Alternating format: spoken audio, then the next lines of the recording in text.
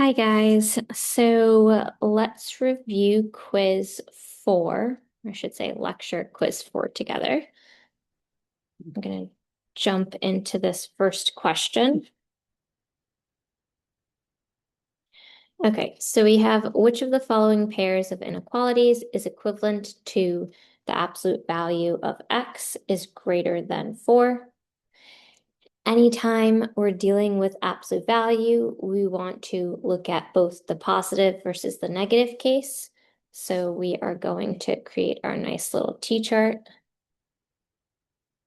And so in our positive case, we just drop the absolute value completely and rewrite the inequality as is. In the negative case, we drop the inequality or the absolute value completely. We switch the inequality, so now it's less than, and then we multiply that right-hand side by a -1. So we're looking at x is less than -4.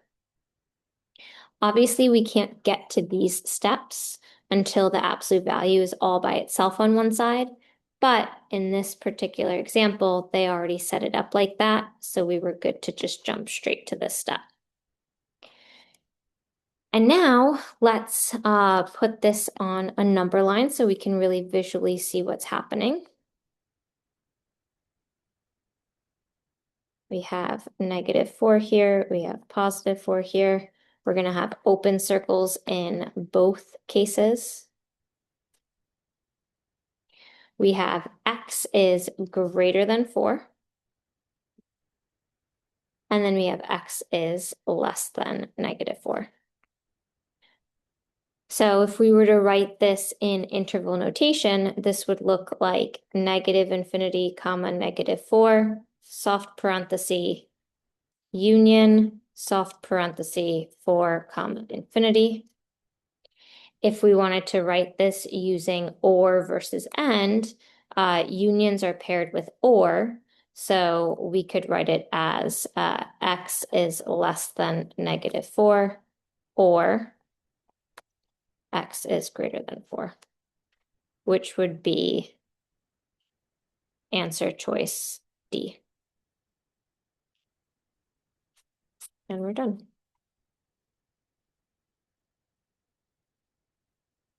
Let's move on to our second question and our final question for our quiz 4, our lecture quiz 4, where we are asked to solve this inequality.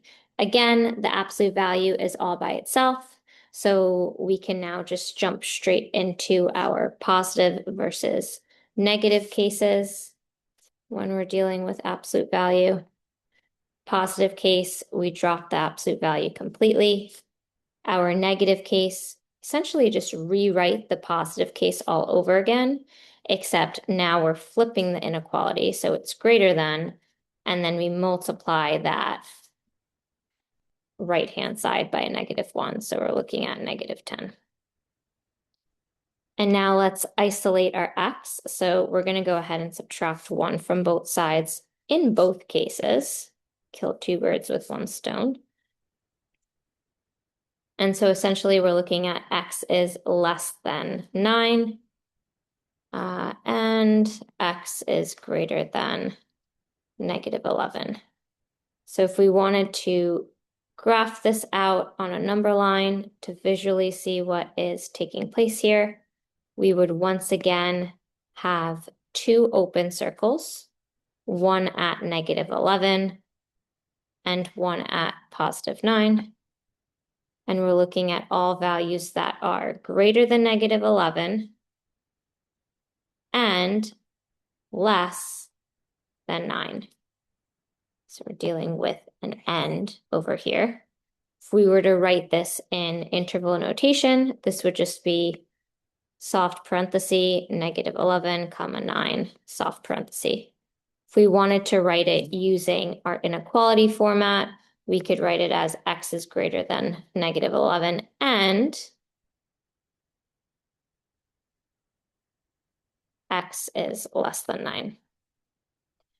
But I believe they actually ask us to put it into interval notation for our final answer. So we would need to take this guy and put that down in our final answer box. And that's it. So this completes our question 2 and also completes our lecture quiz 4. Hope this was helpful. Let me know if you have any questions, and I will see you guys in the next class. Take care.